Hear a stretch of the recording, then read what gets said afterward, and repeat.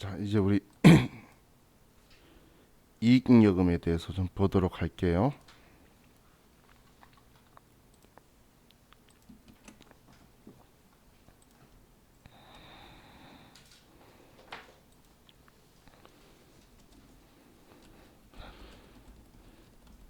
자, 이익잉여금은 자, 우리가 사업을 해서 이 돈을 이제 남긴 거죠.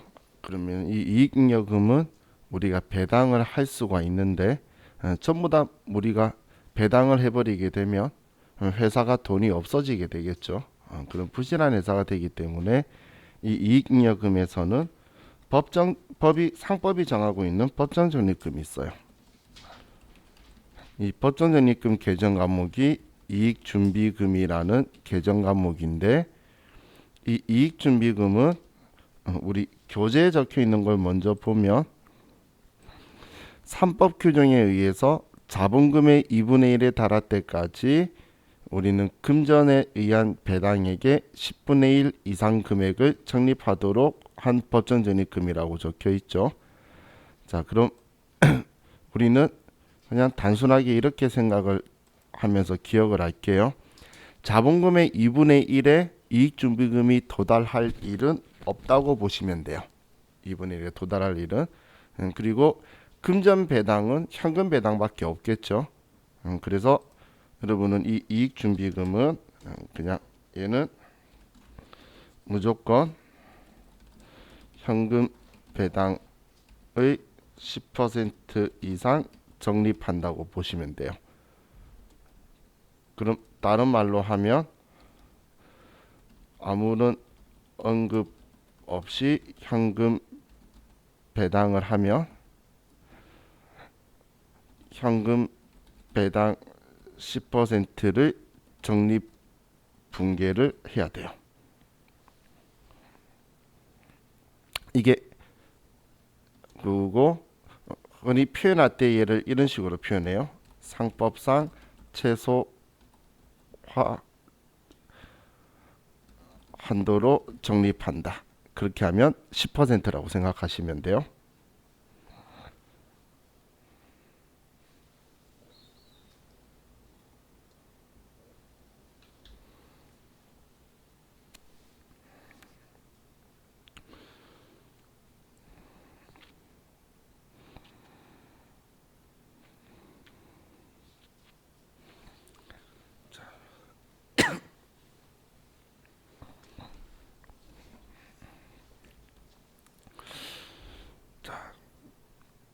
그럼 그 외 지금 우리 교재 보시면 기타 법정 적립금은 상법 외 법률금이기 때문에 이거에 대해서는 우리가 신경을 안 쓰셔도 돼요.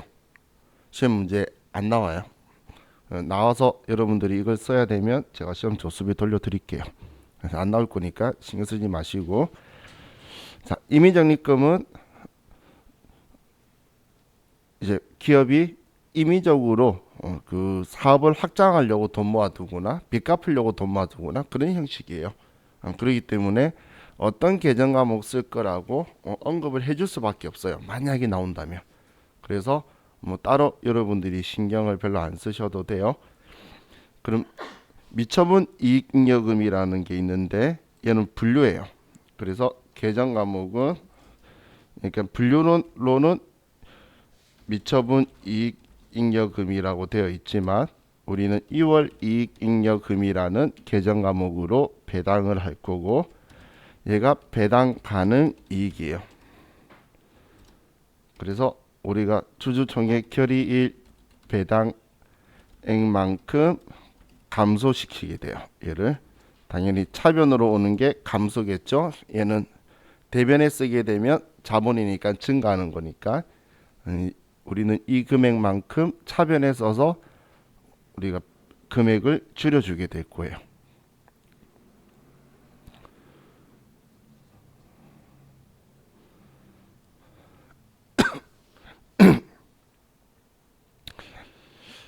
자, 그럼 우리는 이 사항을 가지고 주식을 발행하는 회사하고 그리고 이 주식을 취득한 회사하고 그럼 주주 법인이겠죠.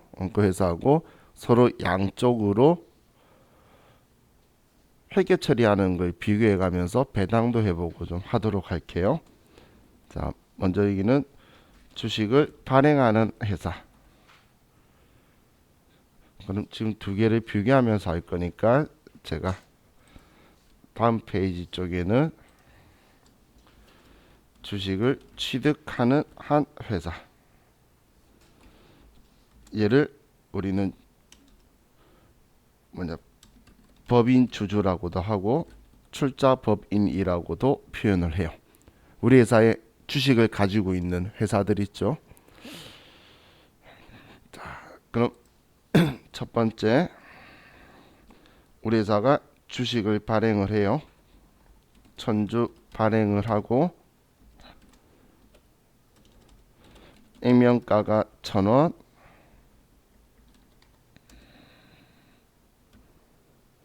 그리고 시가가 1,200원. 이런 주식을 우리 회사가 발행을 하면 자, 대변의 자본금 얘는 무조건 주식수 곱하기 액면가고 차변에 돈을 받고 그리고 120만 원 차이 나는 20만 원은 뭐 주식 할인 발행 차금이 없다고 가정하면 이 금액은 주식 발행 초과금이다라고 처리를 하겠죠. 자, 그냥 떨어져서 보면 여러분들이 좀 비교가 안 되니까 자, 붙여서 좀 볼게요. 그럼 똑같이 천주 취득하는데 액면 1,000원, 시가가 1,200원이면 취득하는 회사는 단기매매 증권으로 분류한다고 봤을 때 차변에 단기매매 증권이고 대변에 현금으로 돈을 주고 살 건데 당연히 이 120만 원이 이 회사가 준 돈이겠죠. 그래서 120만 원을 지급하고 단기매매 증권을 120만 원이다라고 이렇게 써두게 될 거예요.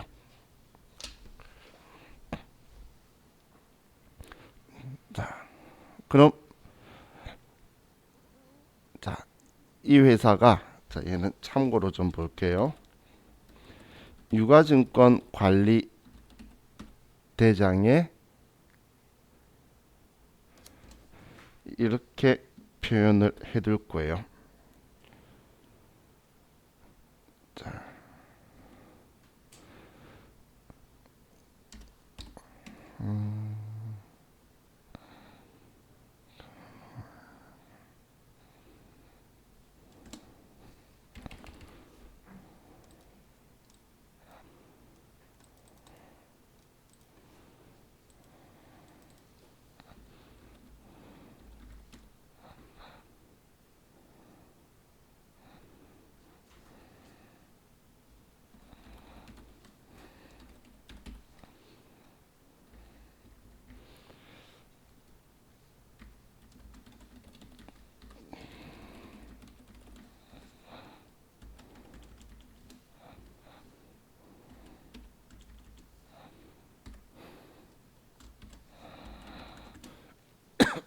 이런 식으로 적혀 있을 거란 이야기예요.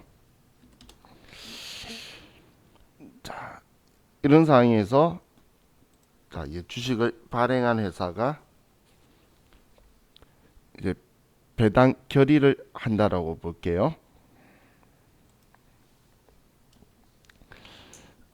자, 그럼 배당 결의를 하는데 먼저 현금 배당 100만 원 하고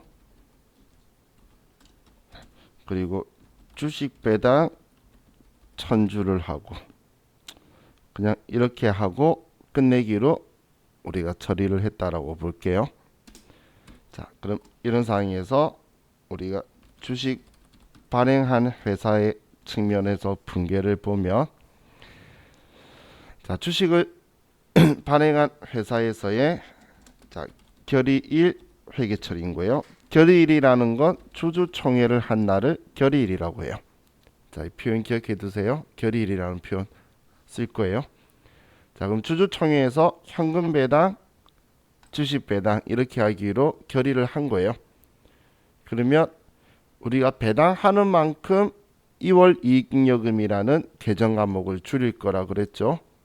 그럼 차변에 2월 이익잉여금을 줄여줄 거고, 자 대변에는 현금 배당, 주식 배당하는 걸 쓸 건데, 자 우리가 주주총회 하는 날 주주들한테 현금으로 나눠줄 수 없겠죠. 주주총회장에서 돈 나눠주면 아수라장 될 거예요. 그렇기 때문에 결일로부터 얼마 이내에 뭐 현실 같은 경우는 뭐 증권구자로 뭐 넣어주는 걸로 이런 식으로 할 거예요. 그러면 오늘 돈을 안 주기 때문에 현금 배당에 대해서는 미지급 배당금이라는 계정 과목으로 100만 원 이렇게 써둘 거예요. 지금 얘는 현금 배당을 이야기하는 거고, 성격은 지금 준다라고 해서 자본을 줄이는데 안 주고 우리 회사가 아직 가지고 있기 때문에 부채로 분류되는 계정 과목을 쓰게 될 거예요. 자, 이는 현금 배당인 거고, 그럼 주식 배당 천주할 건데, 이것도 우리가 그럼 주식을 발행하게 되면 액면가가 1,000원짜리니까 100만 원 지층가시키겠죠. 근데 결의일 날 우리가 현금도 못 나눠주는데 주권을 인쇄해서 우리가 넘겨준다는 건 더 불가능하겠죠. 그래서 이때는 미교부 주식 배당금이라는 계정 과목으로 우리는 주식수 곱하기 액면가로 해서 처리해 둘 거예요. 그럼 얘는 주식 배당인데, 자, 이 미교부 주식 배당금 이거 우리 계정 과목 본 적 있나요?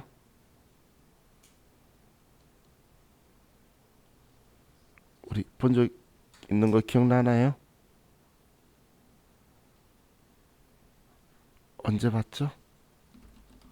자본 조정할 때 봤었죠. 걔가 얘예요. 제가 나중에 볼 거예요 라고 표현했었죠. 자, 그럼 이렇게 배당하고, 그리고 이제 이걸로 주주총회를 끝나겠습니다 라고 하면 아무 말 없어도 우리는 알아서 대변에 이익준비금, 그럼 현금 배당이 100만 원이니까 현금 배당의 10%인 채소적립 10%를 해서 이익준비금 10만 원을 적립하고 2월 이익잉여금을 210만 원 줄여주게 되는 거예요.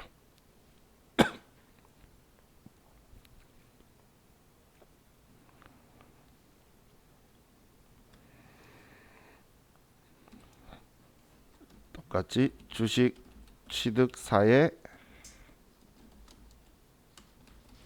결의일 회계 처리를 보면,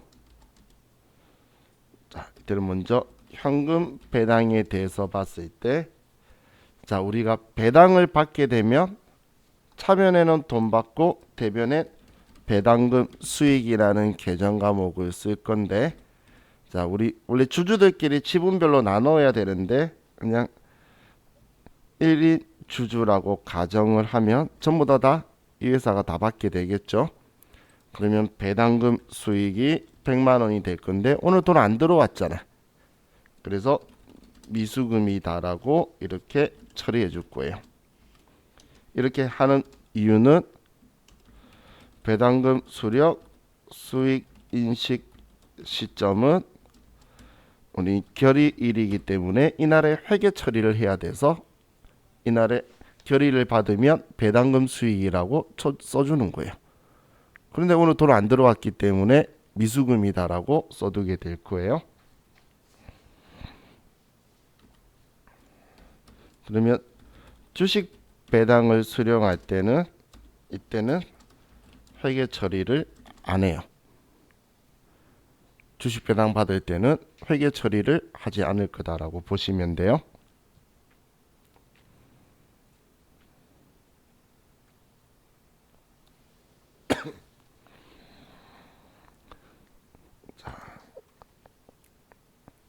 그럼 여기에서 여러분들이 주의할 때 하는 게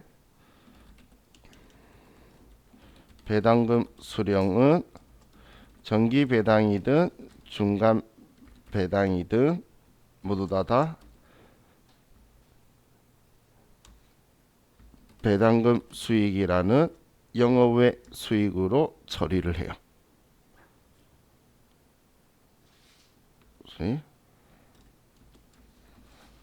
주의하실 점이 중간 배당금 계정 과목은 아니에요. 얘는 중간 배당 실시 회사에 쓰는 거예요.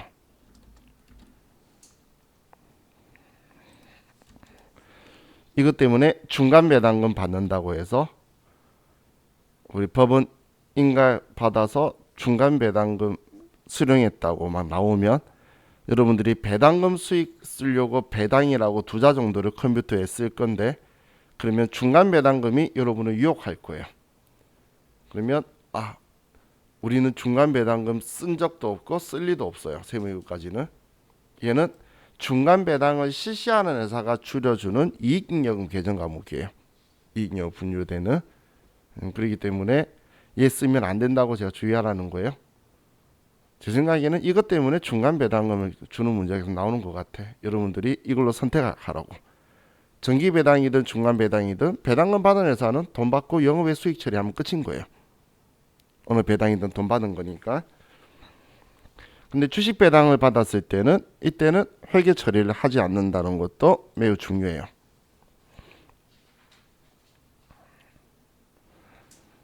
자, 그럼 이제 배당을 실시를 해 볼게요.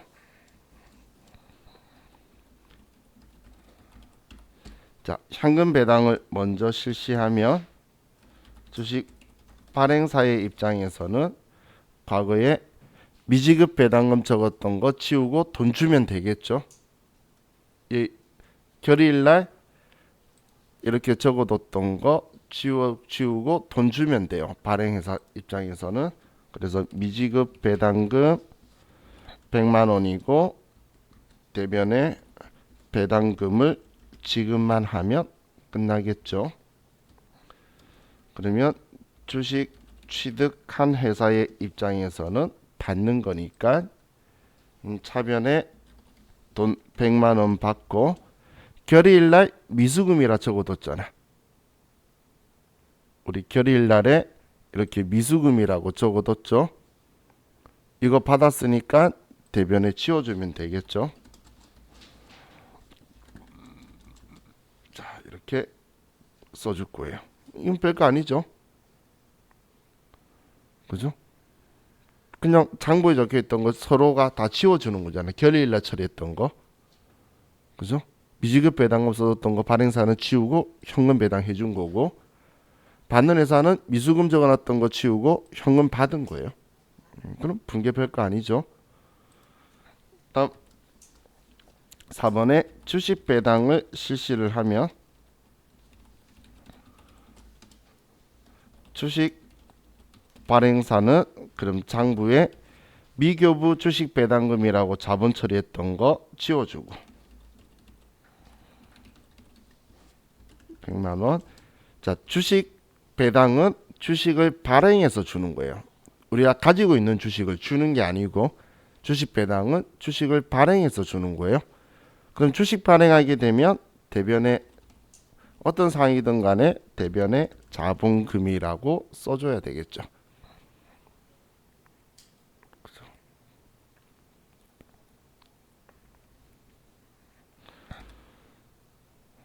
자, 그럼 주식 취득사의 입장에서는 자, 이때도 회계 처리를 안 한다라는 게 중요해요. 주식을 취득한 회사는 뭐 결의이든 실제 주식을 받았던 간에 회계 처리는 안 해요. 그래서 일부러 그냥 그날에 바로 받은 것처럼 해서 현금 배당이든 주식 배당 받은 거에서 우리가 몇 주를 보유하고 얼마에 사왔고 액면가 얼마고 막 그런 말 적혀 있는데 우리는 그거에 대해서 회계 처리할 거 없고 그냥 현금 배당 받은 것만 회계 처리하게 될 거예요. 그럼 여기에서 보면 제가 참고로 유가증권 관리대장을 이렇게 쓸 거라고 했는데, 자, 취득한 회사가, 자, 예를 보면 지금 단기매매 증권 있죠. 그럼 천주를 제가 1인 주주라 가정했으니까 얘가 전부 다 받았었겠죠. 그러면 회계 처리를 안 하기 때문에 단기매매 증권의 장부 금액은 그대로 그냥 두고 아무것도 안 쓰고, 하지만 배당 받았으니까 주식수는 천주로 바꿔두겠죠. 천주도 플러스 시킬 거란 이야기예요. 받았다고. 그러면 결론적으로 장부 금액은 120만 원이 되고 주식수는 2000주가 되게 되겠죠. 지금 얘는 이해가시나요? 이렇게 가니까 이해 안 가나? 그러면 이렇게 표현하면 이해가 갈까요? 이렇게 될 거란 이야기예요. 그럼 한 개당 단가는 얼마가 되죠? 우리 유가증권 관리대장상의 단가는 600원으로 하락하게 되죠. 왜 이렇게 된 거죠? 원인이 뭐죠? 600원 떨어진 이유가 회계 처리 안 해서 그런 거잖아요. 회계 처리했으면 그 금액만큼 더해서 우리는 평균을 내게 될 건데, 그런데 회계 처리는 안 하는데 주식수만 증가시키는 거죠. 그래서 주식 취득한 회사는 회계 처리는 안 하고 주식수는 증가시키기 때문에 이 결과로 우리 주식의 단위당 단가는 새로 산정한다는 거예요. 자, 이런 시험에서 주식 배당 받았을 때 회계 처리 안 한다라는 걸 여러분들이 아는지 질문하기 위해서 이제 이런 문제 나올 때는 주식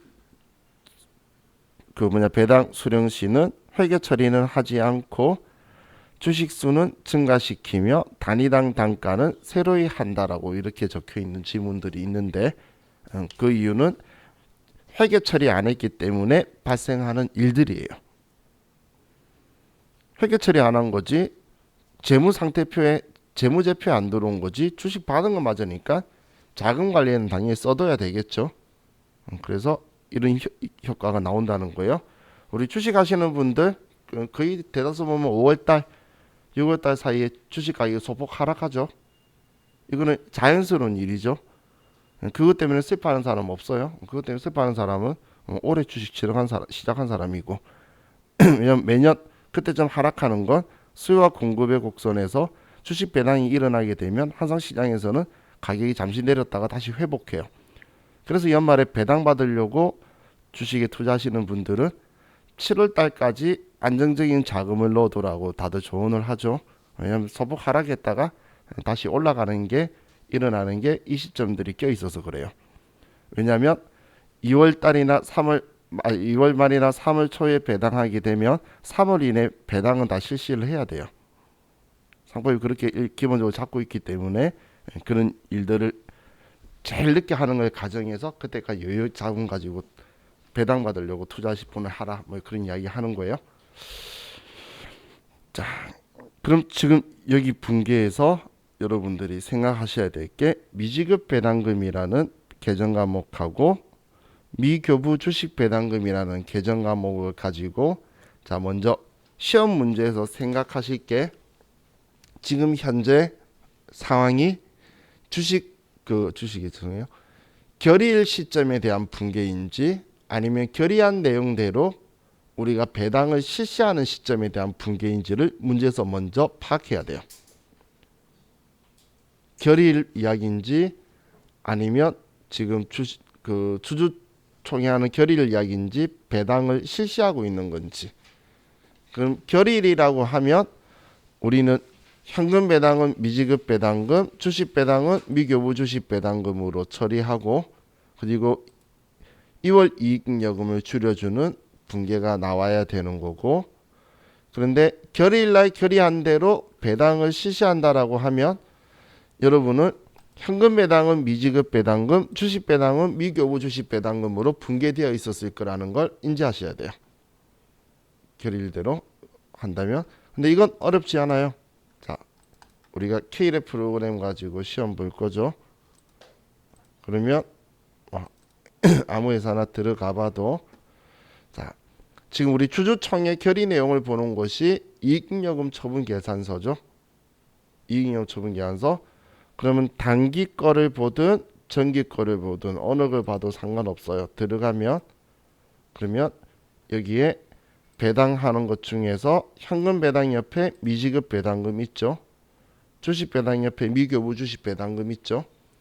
그러면 계정 과목이 생각이 안 나면 지금 이 단기분을 보든 아니면 정기분을 보든, 정기분 지금 익명을 처분 계산서 이거 옛날에 우리 작성한 적 한번 있었죠.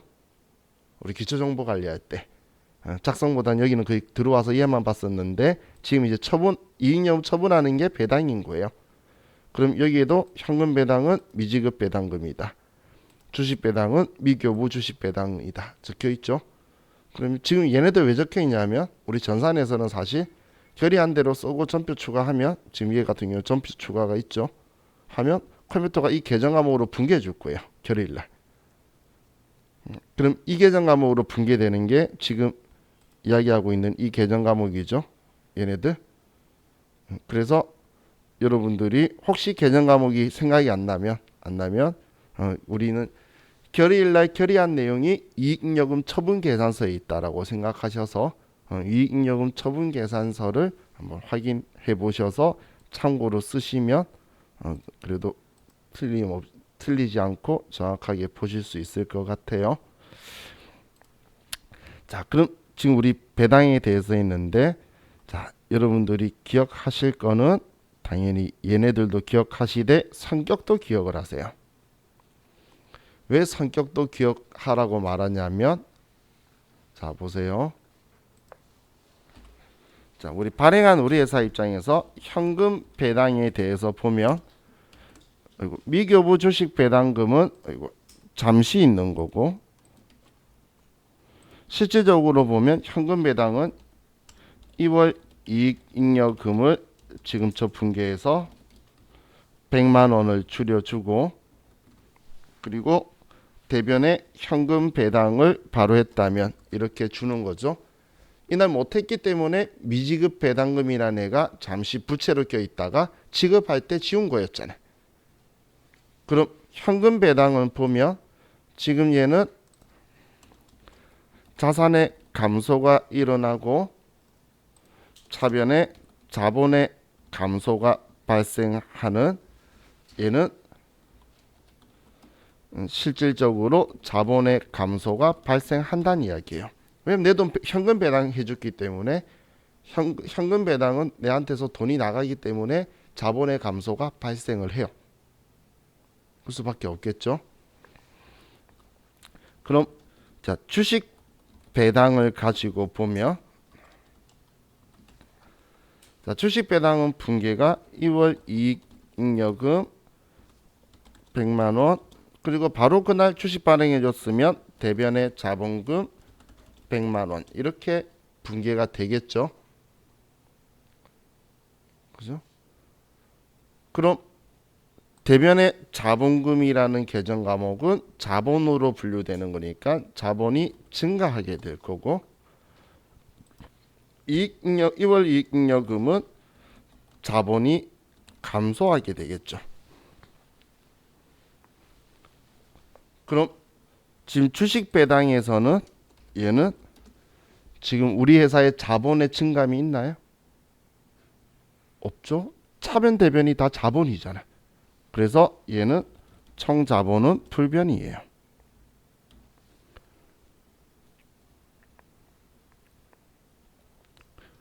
현금 배당하고 다르죠. 현금 배당은 우리가 돈을 줬기 때문에 우리가 뭔가 재산적 가치가 있는 유출이 실질적으로 발생하는데, 여기는 발생하지가 않죠. 그럼 자, 제가 기억해 보세요. 대변에 자본금 써서 자본금을 증가시키는 걸 줄임말로 뭐라고 했죠?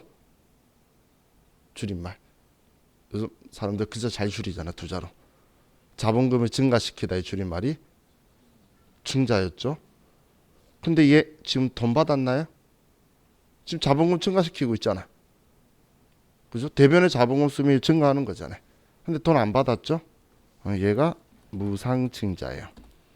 우리가 전에 교재 가지고 갈 때 차변의 재산적 가치를 받았으니까 제가 얘를 유상증자라고 썼고, 그때 제가 증자를 했다가 앞에 유상자 쓰는 순간 몇 분이 표정이 안 좋았어요. 진작에 쓰지 않은 것처럼. 그죠? 근데 그때는 대가를 받았기 때문에 유상증자고, 얘는 무상증자예요. 그럼 무상증자, 지금 얘도 무상증자인데, 무상증자의 다른 예로 우리 문제에 나오는 게 이익준비금을 자본에 전입하다. 근데 자본에 전입하다고 할 때도 있고 자본금에 전입하다라고 할 때도 있어요.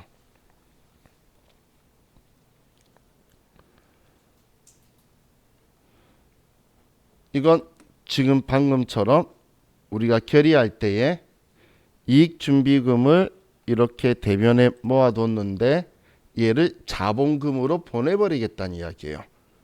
우리 보내는 방법 대체하는 건 쉽잖아. 얘 반대로 지우고 얘 위치에 자본금 넣으면 되겠죠. 그래서 이익준비금을 자본에 전입하다, 정말 시험 문제 성의 없이 이렇게 한 줄 띵 나올 거예요. 근데 분명 물론 금액을 말해줄게지만 금액만. 그러면 차변에 이익준비금, 지금 예를 들어 방금 그 10만 원 가지고 간다면 10만 원, 대변에 자본금 10만 원 이렇게 쓰게 되겠죠.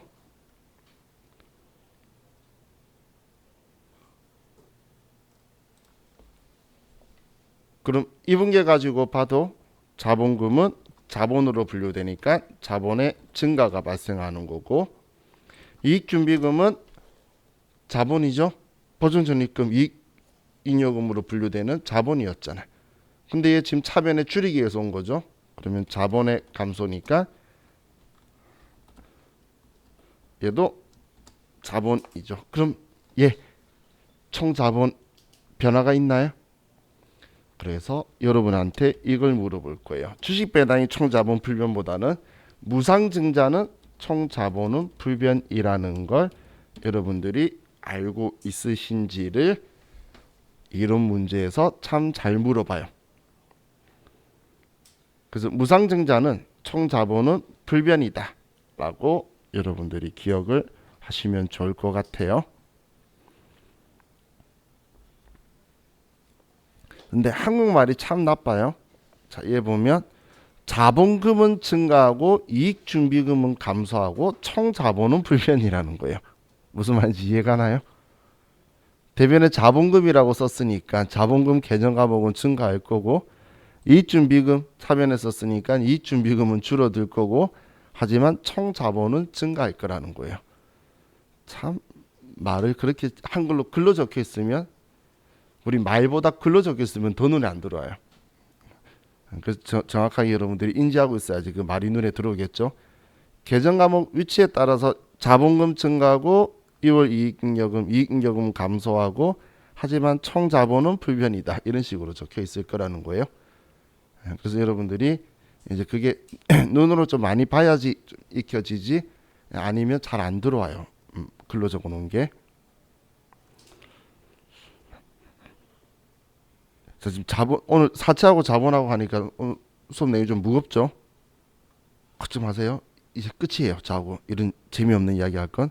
내일 회계가 이제 어떤 생각까지 있는 조금 이제 이론하고 필요한 시점에 대한 이야기만 조금 하고 나서 분계 연습할 거예요. 실기할 거니까. 이젠 더 이상 제가 여러분한테 회계에 대해서 시험 챕터에 필요한 알려드릴 거는 이제 거의 다 끝났어요. 근데 이제 이론 문제 풀기 위한 몇 가지 제가 좀 더 알려줄 게 있는데, 그거는 뭐 내일 저하고 같이 조금만 하면 되니까 1교시 안에 다 끝낼 수 있어요. 물론 1교시에 제가 이걸 복습하는데 시간이 많이 되면 안 되겠지만, 그래서 이 부분은 여러분들이 조금 생소한 용어 때문에 어려우실 수도 있지만, 근데 나오는 양을 생각해 보면 자산보다 작아요. 부채보다 작아요. 지금 오늘 지금 2시간 동안 한 내용이 자본에서 나올 수 있는 범위에 거의 다예요. 저 우선 상계부터 해서 지금까지 온 거. 그렇게 치면 범위가 어마무시하게 많다고 생각할 수는 없겠죠. 용어가 안 친숙한 거야. 그렇기 때문에 여러분들이 그냥 천천히 그냥 자주 쳐다보다가 용어가 익숙해지면 범위가 작은 애로 바뀌어요. 근데 얘가 용어가 좀 잘 안 익어서 그 글자가 그 글자 같은 느낌이 좀 드는 성향들이 있다고 전에 누가 그러시더라고. 근데 이제 우리 조금 친숙해질 필요도 있을 것 같아요. 우스갯소리로 주식 하시는 분들은 잘 보세요. 자, 그럼 이제 우리 이론 시험에서 이거 가지고 장난치는 거 하나 자 볼게요. 자, 우리 회사가 증자를 해요. 주식을 발행한다는 이야기예요. 발행하는데 자, 1000주를 발행을 해요. 자, 이거 제가 문제 내는 거예요. 액면가 1000원이고 발행가 시가가 10원이에요. 자, 이걸 현금으로 받고 발행했다라고 하면 자본은 증가할까요? 감소할까요?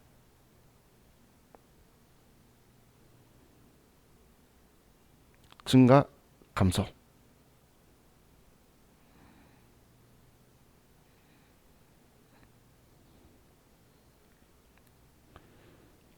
자, 답은 자본은 증가한다는 거예요. 자, 왜 자본이 증가하냐면 자, 분개를 해볼게요. 대변의 자본금 이건 무조건 주식수 곱하기 액면가죠. 그리고 차변에 내가 돈을 받아요. 10,000원을 받겠네요. 그러면 99만 원의 주식 할인 발행 자금이 나왔다고 볼게요. 자, 그럼 이거 가지고 분개 가지고 보면 대변에는 자본이 100만 원이 증가했죠. 차변에는 자본으로 쓴 계정 과목 줄인 게 얼마죠? 99만 원이죠. 그럼 10,000원이 증가했죠. 한마디로 주식 증자에서는 우리가 단돈 1원이라도 받으면 자본은 증가하는 거예요. 돈 받은 만큼. 내가 10원을 받아도 10원만큼은 갚을 필요 없으니까 내 돈이 늘어나죠. 그러면 자본은 증가한다라는 거예요. 그래서 단돈 1원이라도 받으면 내 자본은 증가하는 거다. 근데 느낌은 손해본 느낌이라 감소한다고 오해할 수 있잖아요. 그죠? 근데 우리는 지금 이 경우에도 10,000원이 내 돈이 늘어난 건 똑같잖아요. 그죠? 우리는 아무 짓도 안 하고 종이 쪼가리 하나 발행해 주면서 한 개는 아니죠. 1000개를 발행해 주면서 10,000원 더 남긴 거예요. 그렇기 때문에 이 경우에는 자본이 증가한다는 거예요.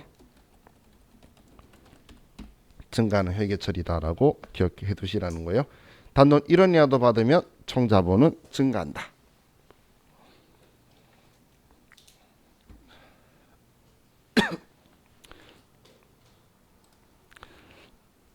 다음 이제 우리 교재에 있는 거 조금 보면 자, 우리 이익준비금 봤던 85페이지 보시면 85페이지 이익준비금 제가 표시했던 곳 있죠. 이 이익준비금이 법정적립금이라고 했는데 얘가 결손보존과 자본처리 외에는 쓸 수 없다라고 적혀 있죠. 그러면 지금 여기에서 결손보존은 손해본 거를 채워 넣는 거고 그리고 자본 전입하는 게 지금 이거인 거예요. 예. 제가 자본에 전입하다라고 한 거 있죠.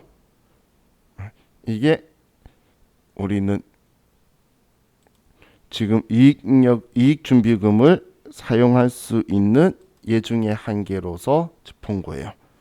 그럼 우리 교손금 보존한다라는 표현을 쓰는데 자, 여러분들 교재 87페이지에 가보시면 결손금 처리 보존 순서 자, 그럼 이 법인의 결손금은 우리는 10년간 2월 공제를 해줄 거예요. 사실 올해부터는 15년으로 늘어났어요. 여러분들 그 회사에 가셨는데 이제 우리가 이런 공부를 좀 했다고 회사의 재무제표를 알아볼 수도 있겠죠. 알아봤더니 회사가 계속 손해보고 있는 거예요. 지금 작년에는 막 10억 손해보고 그 재작년에 100억 손해보고 막 그런 거예요. 자, 그럼 이 회사는 안 좋은 회사일까요? 그때 여러분들은 연혁을 한번 바라보세요. 연역을 받는데 뭐 옛날부터 해왔다지만 이 법인으로 다시 만든 게 예를 들어서 5년이나 그 정도밖에 안 된 거예요. 그럼 5, 6년밖에 안 되면 자, 우리 회사가 다시 법인이 설립되어 가지고 사업할 때 그런 경영 실적이 없기 때문에 은행에서 대출 안 나와요. 그러면 굳이 경영 실적 좋게 할 필요 없죠. 근데 사업하면 당연히 마이너스 칠 수밖에 없죠. 초창기에는. 그리고 그 손해 본 돈을 나중에 10년 동안 그 돈으로 채워 넣을 수 있다는 거예요. 예를 들어서 제가 한 100억을 손해를 봤어요. 근데 그 다음 연도에 120억 이익 봤어요. 그러면 올해 100억 손해 본 거 채워 넣고 이게 결손금 보존하는 거예요. 나는 20억에 대해서 세금만 내면 된다는 거예요. 그렇기 때문에 사장님들은 자기들이 은행이나에 돈 빌리거나 아니면 투자 받을 수 있는 상황이 되기 전까지는 일부러 결손을 내요. 일부러 손해 내는 거예요. 그건 안 좋은 회사인 게 아니에요. 물론 악의적으로 그렇게 하면 안 되지만 일반적으로 그렇게 한다는 이야기예요. 그건 그 회사들이 나중에 돈 벌었을 때 그걸로 상계시킬 수 있으니까 당연히 활용해야 될 거잖아요. 그리고 실제적으로 초창기에 회사가 경영 실적이 좋지는 않겠죠. 투자가 더 많을 거예요. 그렇기 때문에 그 손실을 보존해 준다라고 표현하는 거예요. 그럼 얘를 보존하기 위해서는 당연히 이제 추후에 돈 벌면 2월 이익잉여금으로 제일 먼저 얘를 보존하고 없앤다는 거예요. 그리고 그 다음 순서가 임의적립금. 임의적립금은 지금 우리 회사가 손해 받은 걸 정리하는 건데, 근데 회사가 빚 갚겠다고 돈 모아놓고 공장 짓겠다고 돈 모아놓고 이런 건 좀 적절해 보이진 않죠. 그렇기 때문에 임의적립금으로 교손금을 그 다음 처리하고 이 순서예요. 그 다음 기타 법정 적립금. 기타 법정 적립금은 상법 이외의 법이기 때문에 당연히 자본은 상법이 제일 중요해요. 주식회사의 설립을 상법에 설립을 해요.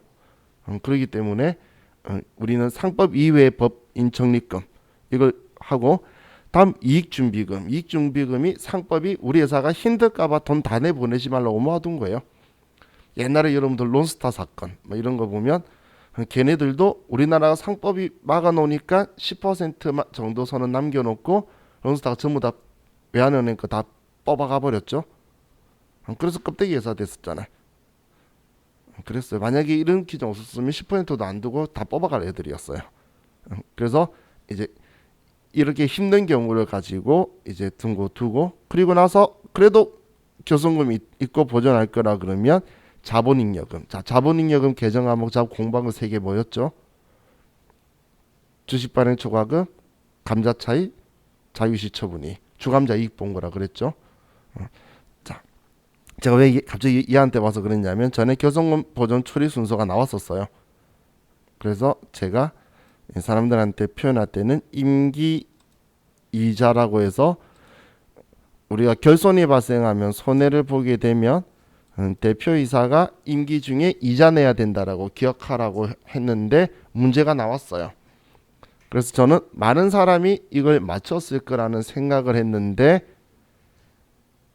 시험 문제에서 자본잉여금이라고 안 쓰고 마지막에 주식 발행 초과금이라고 써준 거예요. 야, 한 분이 저한테 임기 이자가 없어서 찍었대요. 너무 마음이 아팠어요. 그래서 제가 자본잉여금이 주식 발행 초과금, 감자 차익, 자유시 처분 이익이라고 말한 거예요. 그때 임의적립금, 기타 보전 적립금, 미준비금, 주식 발행 초과금 이렇게 적어놓은 거예요. 그럼 우리는 같은 거다라고 생각할 수 있어야 되겠죠. 이게 우리 회사가 결손이 발생했을 때에 그때 하는 방식이에요. 자, 우리 오늘 진도는 저와 같이 여기까지 나갈 건데, 자, 지금 여러분들 공부 열심히 하고 계시죠? 다들 열심히 하셔서 제가 뭐 공부하라 마라 잔소리 안 하고 있어요. 믿고 있어요, 여러분들. 그런데 자, 공부하실 때, 자, 참고로 자, 이제 여러분들이 이제 공부 슬슬 시작해야 되겠죠? 제가 지금 세무사에 직원하고 지금 명단 주고받는 것 때문에 이야기하고 오늘 내일 중에 다 되면 여러분 한 10일, 13일 되면 홈페이지에서 본인 스스로 합격 접수 여부 확인될 거예요. 개인 접수한 것처럼 들어가 있을 거예요. 그럼 이제 우린 시험 접수했으면 공부 시작해야 되잖아요. 그죠? 그래서 자, 제 카페에 보시면 이건 꼭 필수 아니에요. 저는 말하는 게 강제사항으로는 잘 안 하죠. 꼭 해줘야 되는 건 해달라고 제가 강력히 푸시를 해요. 자, 근데 공부하실 때 우리한테는 내일도 분계하기가 날 건데 분계가 제일 중요해요. 우리 분계 못하면 일단 합격하고는 상관없어요. 회계가 뭔지 자고 이야기한 거지. 시험 라이센스하고는 상관이 없어요. 그 분계 못하면. 그래서 자, 우리 여기 초급 분계 연습이라고 제가 올려놓은 거 있어요. 활용이 아니고 그냥 기출 문제를 그대로 다 가져왔어요. 그래서 여러분들 연습하시라고. 근데 중복되는 게 있어요. 여기 먼저 얘는 회계 1급 건데 제가 일부러 여러분들이 그 오가시면서 편하게 보시라고 PDF 파일도 올려뒀으니까 답안지도 있어요. 그럼 문제를 보시면 같은 문제 패턴이 뒤에 가면 점점 가면 갈수록 보이실 거예요. 이 전부 다 기출 문제예요. 그러면 아, 얘네들이 얘 내는 거 좋아하는구나. 아, 외화를 좋아하네. 이런 거 느낄 거예요. 왜냐하면 주기적으로 걔가 나오는 걸 보실 거예요. 주기적으로 보다 보면 여러분도 익히게 될 거고 자주 나왔다라고 생각하라고 일부러 중복된다고 제가 제거 안 하고 그대로 둔 거예요. 왜냐면 여러 번 나오면 여러분이 더 잘 익히실 거니까. 그래서 먼저 이번 주 목요일 날 저 보기 전까지 얘를 보면 좋겠어요. 왜냐면 이번 주말에 우리 3일 못 보죠.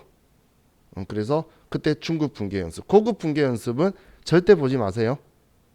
이거 보시면 정신건강 엄청 해로워요.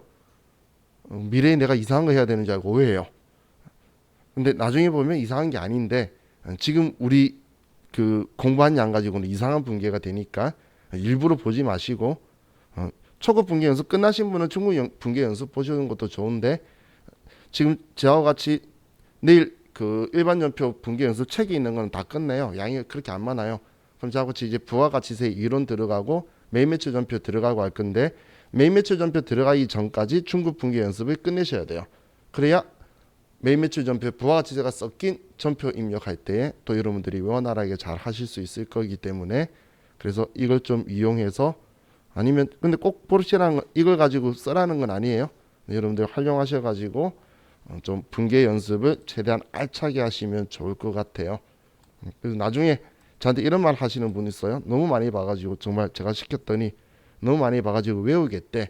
그럼 내가 원하는 게 그거라고. 나중에 봐봐라, 그 시험 때 보라 그러면 시험 때 봤던 문제가 계속 나온 느낌 들 거예요. 시험이 문제 은행이에요. 근데 그 은행이 클 뿐인 거예요. 그러면 여러분들도 그냥 오랜 기간 동안 많이 보는 수밖에 없죠. 그래서 근데 100문제면 생각보다 안 많아요.